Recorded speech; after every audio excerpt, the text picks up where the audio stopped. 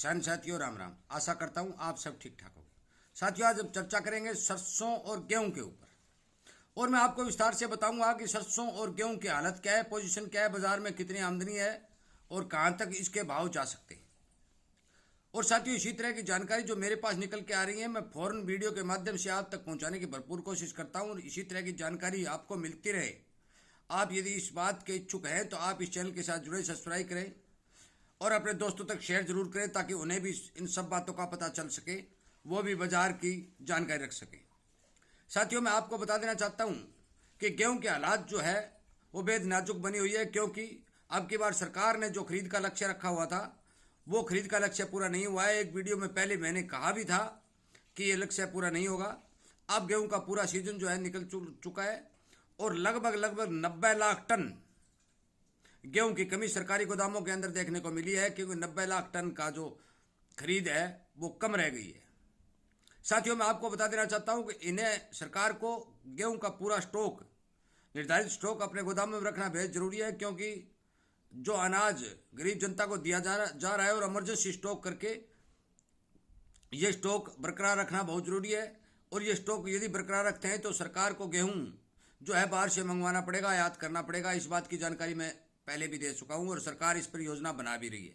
और मैंने उस वीडियो में बताया था कि वो जो गेहूं बाहर से आएगा वो लगभग 2600 और 2700 रुपये प्रति कुंटल के हिसाब से अपने बंदरगाहों पर पहुंचेगा, उससे कम वो पहुंचने की कतई आशंका नहीं है। और मैंने एक वीडियो पहले भी अपलोड किया था, उसमें आप सबको बताया भी था कि एल नीनो का प्रभाव और जलवायु परिवर्तन के कारण पूरी दुनिया के अंदर अनाज का प्रोडक्शन जो है घट रहा है, और वो चीज़ साबित होती जा रही है, क्योंकि अब जो आंकड़े सामने आ रहे हैं वो कम उत्पादन के आ ही रहे। इसलिए गेहूं की जो स्थिति है सरकार के लिए चिंताजनक बनी हुई है, क्योंकि खाद्य सुरक्षा को बनाए रखने के लिए सरकार हम हर संभव मदद करेगी। और जो गेहूं के ऊपर 35-40% ड्यूटी थी वो ड्यूटी फ्री करने की योजना जो बना रही है। अब मैं बात करता हूं सरसों की।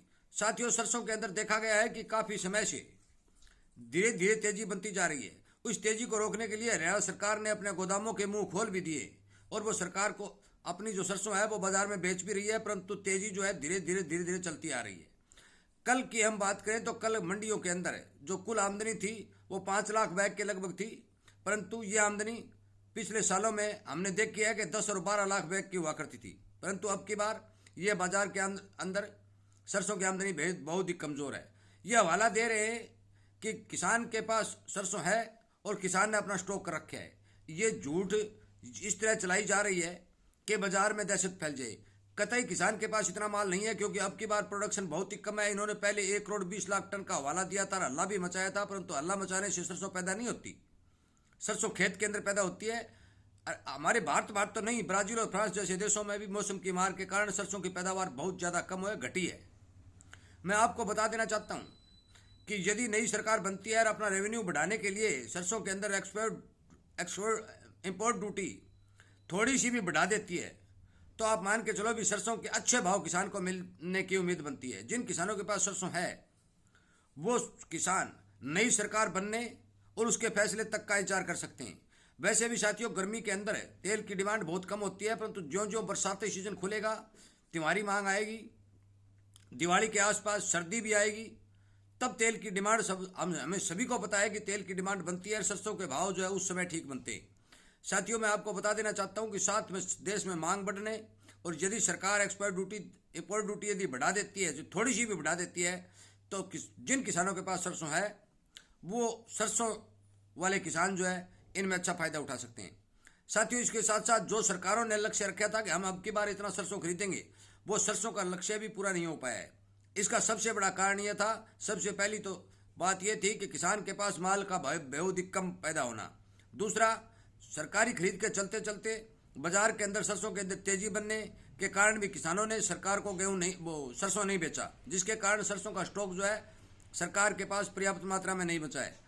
साथियों मैं आपको बता देना चाहता हूँ गेहूं और सरसों दोनों ही फसल जो है, और दोनों तो क्या हर एक फसल आप देख ही रहे हैं, चाहे दाल हो, चाहे तेल हो, चाहे कॉटन हो, चाहे हर एक फसल जो है, मैं आपको बता देना चाहता हूँ कि जलवायु परिवर्तन से प्रभावित होती है। उसका उत्पादन पूरी दुनिया के अंदर कम होता है।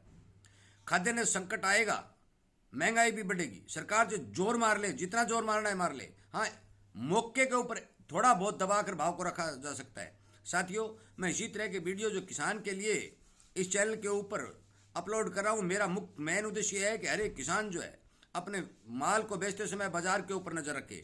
दूसरी, किसान ही चैनल के हिसाब से किसान की आवाज़ सोशल मीडिया के ऊपर बुलंद करे, ताकि इस बात से सरकार को अवगत करवाया जा सके कि किसान की हालत आज इस तरह बनी हुई है कि यदि आप इसी तरह एक्सपोर्ट ड्यूटी घटाते रहेंगे और बाहर से सामान मंगाते रहें तो क्या भारत कृषि प्रधान देश होने के नाते बाहर का अनाज खाएगा?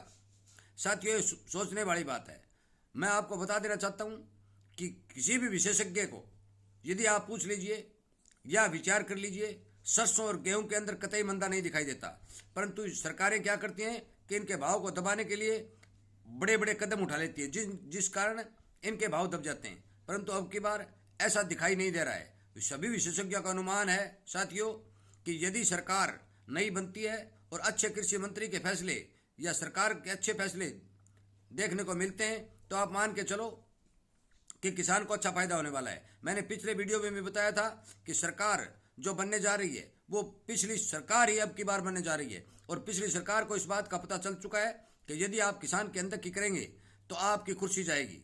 इसलिए किसान के अंदर की करने की संभावना बहुत ही कम बनी हुई है, और किसान की सोच हर एक नेता को लगी हुई है, क्योंकि अब की बार हरियाणा, पंजाब, राजस्थान और पश्चिमी यूपी जैसे बहुत बड़े क्षेत्र के अंदर किसान आंदोलन की जो है झलक देखने को मिली है। इसलिए मेरा आपसे विनय निवेदन है कि आप अपना माल बेचते समय बाजार पर तो नजर रखें ही रखें, परंतु नई सरकार के गठन तक का इंतजार करें, ताकि उस सरकार के नए फैसले का हमें सब पता चल सके। यदि ड्यूटी बढ़ा देती है तो हमें अच्छा फायदा होना संभव है। साथियों, इसी तरह की जानकारी जिस तरह से जो मेरे पास निकल के आ रही है, मैं वीडियो के माध्यम से फौरन आप तक पहुंचाने की कोशिश करता हूं। इसलिए आपसे कृपया करके निवेदन करता हूं कि आप इसी तरह की जानकारी प्राप्त करने के लिए इस चैनल के साथ जुड़े, अपने दोस्तों तक शेयर जरूर करें, ताकि उन सबको भी इस बात का पता चल सके। साथियों, संगठन के अंदर ताकत होती है। यदि आप संगठन बनाएंगे, सदस्य चैनल के बढ़ेंगे और सोशल मीडिया पर किसान की ताकत बढ़ेगी, तो ये वीडियो ये सरकार तक जाएंगे, सरकारी अधिकारियों तक जाएंगे और उनकी नींद खुलेगी, क्योंकि सरकार पिछले लगभग 20 वर्षों के अंदर गहरी नींद में सोई हुई है, जिससे किसान को बहुत बड़ा ज़्यादा नुकसान हो रहा है। इसलिए कृपया करके मेरे इस वीडियो को ज़्यादा से ज़्यादा किसानों तक पहुंचाकर ज़्यादा से ज़्यादा शेयर करके सरकारी अधिकारियों और सरकार तक पहुंचाने की कोशिश करें। साथियों, वीडियो सुनने के लिए, लाइक और शेयर करने के लिए आपका मैं धन्यवाद करता हूं, और इसके साथ साथ ये भी कहता हूं कि आपके पास यदि कोई विशेष जानकारी हो तो आप कमेंट के माध्यम से हर किसान तक पहुंचाने की कोशिश करें। आपका बहुत बहुत धन्यवाद।